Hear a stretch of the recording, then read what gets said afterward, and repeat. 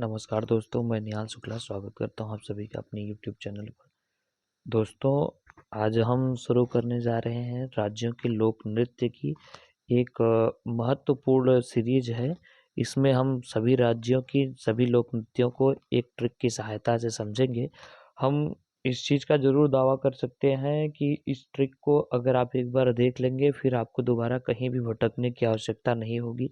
लोक नृत्य एक ऐसा चैप्टर है, एक ऐसी टॉपिक है जिससे कि हर एग्ज़ाम में प्रश्न आते हैं, हर कॉम्पिटिटिव एग्ज़ाम में प्रश्न आते हैं और आते हैं तो अब उनको करना भी हमें आपको बहुत ज़रूरी होता है। तो उसी श्रृंखला में हम शुरू करने जा रहे हैं आज राज्यों के प्रमुख लोक नृत्य। ये जितने भी लोक नृत्य हैं ये अपने आप में सफिशिएंट हैं।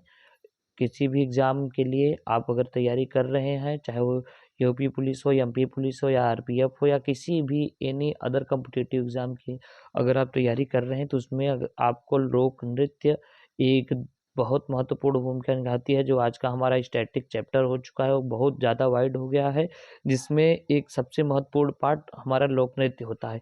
इस पूरी कंप्लीट लोक नृत्य को हम ट्रिक्स की मदद से समझेंगे, ऐसी ट्रिक्स जो कभी भूल नहीं सकते हैं आप। इसमें हम शुरू करते हैं, सबसे पहले हमारा होगा आंध्र प्रदेश। आंध्र प्रदेश में हमारी जो पहली लोक नृत्य होने जा रही है, वो होगी हमारी कुम्मी। इसको हम आंध्र प्रदेश को एक अंधा आदमी से समझेंगे। जैसे हम समझ सकते हैं आंध्र प्रदेश को अंधा आदमी हमेशा कम देखता है। आंध्र प्रदेश का पहला लोक नृत्य कुम्मी। सब जानते हैं कि अंधा आदमी एकदम नहीं देखता है, कुछ-कुछ ऐसे अंधे होते हैं जो थोड़ा बहुत देखते हैं पर लेकिन बाकी और सब नहीं देख पाते, इसलिए हम समझेंगे कि अंधा आदमी कम देखता है।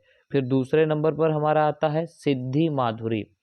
जो हम अगर ध्यान से देखेंगे तो जो अंधा आदमी होता है, वो इस तरीके से चलते हैं, कई जगह आपको दिख जाएँगे ट्रेन पे, बस पे जो भीख वगैरह माँगते रहते हैं, तो हम आप उतना अच्छे से नहीं देख सकते, उनमें एक अलग-सी कला डेवलप हो जाती है, उन नोटों को पहचान सकते हैं, वो जिस रास्ते पर जाते हैं, हम आप एक बार रास्ते पर जाएँगे, भूल जाएँगे पर लेकिन वो लोग बिना देखे भी रास्तों को याद कर सकते हैं, तो याद रखते हैं, तो उसका मतलब यह है कि अंधे आदमी के पास एक अलग-सी सिद्धियाँ आ जाती हैं। जैसे हम आप कहते हैं ना कि सिद्धि हो गई है, तो आदमी विशेष काम करता है, उसी प्रकार अंधा आदमी भी अंधा होने के बावजूद भी सब काम कर सकता है, जितना हम आप करते हैं। फिर तीसरा नंबर आता है घंटा मर्दाला। घंटा मर्दाला से हमारा तात्पर्य है घंटा। अंधा आदमी जो होता है, वो घंटा जब बजता है तब भी नहीं सुन पाता है, अंधा आदमी घंटा।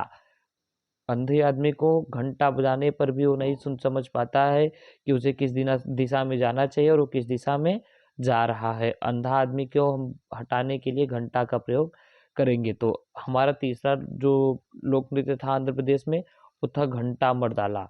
और फिर चौथा नंबर पर आ जाता है बुट्टा बोमाला। जो अंधा आदमी है उसे हम आप समझ सकते हैं, वो बम अगर उसको हाथ में दे दिया जाए तो बम को भी वो आलू कह देगा, क्योंकि वो बम को कभी तो देखा रहेगा नहीं, तो उसको बम और आलू में बड़ा कन्फ्यूज़न होगा, इसलिए अंधा आदमी जो होता है वो बुट्टा बोमालू।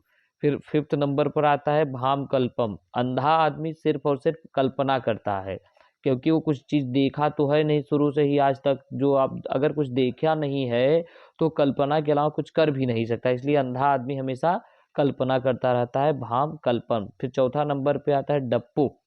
अंधा आदमी डरता रहता है अपने हर समय पर सिक्योरिटी को लेकर भाई, कि उसे कभी कोई चीज़ दिक्कत ना हो जाए। हर कोई उसे दबाते भी रहते हैं, इसलिए वो डरता रहता है। अंधा आदमी हमेशा डरता रहता है, इसलिए उसको डप्पू। फिर इसके बाद आता है तपता गुल्लू। गुल्लू से हम समझेंगे उल्लू। अंधा आदमी को देखकर सब कोई अपना उल्लू सीधा करना चाहता है। अभी अंधे आदमी को अगर मिल जाए, आज की स्वार्थी दुनिया में सब कोई अपना उल्लू सीधा करना चाहेगा। अंधा आदमी को देखकर सब कोई अपना उल्लू सीधा करेगा, तपता गुल्लू। फिर इसके बाद जो नेक्स्ट नंबर आता है वो है लंबाड़ी। अंधा आदमी जब भी आप देखेंगे तो लंबी सी छड़ी लेकर चलता है। अंधा आदमी हमेशा लंबी सी छड़ी लेकर चलता है ताकि उससे किसी से टक्कर ना लगे भाई, क्यों? क्योंकि वो अंधा है, देख तो सकता नहीं है, इसलिए वो लंबी सी छड़ी लेकर चलता रहता है। फिर आता है डीमसा कोलाट्टम। डीमसा कोलाट्टम का मतलब ये है कि धीमे-धीमे इसको हम समझेंगे, धीमे-धीमे अंधा आदमी धीमे-धीमे चलता है, बेचारा मजबूर है, अगर वो तेज़ से चलेगा तो कहीं भी लड़ सकता है। अंधा आदमी हर चीज़ को टच स्पर्श करते हुए धीरे-धीरे चलता है, जिससे कि उसे कभी कोई दिक्कत ना हो। यहाँ पर लिखा हुआ है धीमे-धीमे। फिर आता है वीर नाट्यम। कुछ अंधे ऐसे भी होते हैं जो इस तरीके से नाटक करते हैं कि वो बहुत वीर हैं।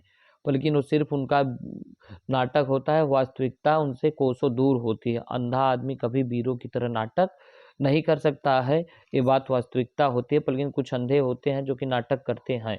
फिर चौथा नंबर आता है गोभी। देखिए गोभी को हम इस आलू से रिलेट करेंगे। वो अंधा आदमी गोभी और आलू में कंफ्यूज रहता है, वो गोभी और आलू नहीं पहचान पाता। गोभी ऊपर है, नीचे वाला ये है आलू, गोभी और आलू। फिर आता है डंडरिया।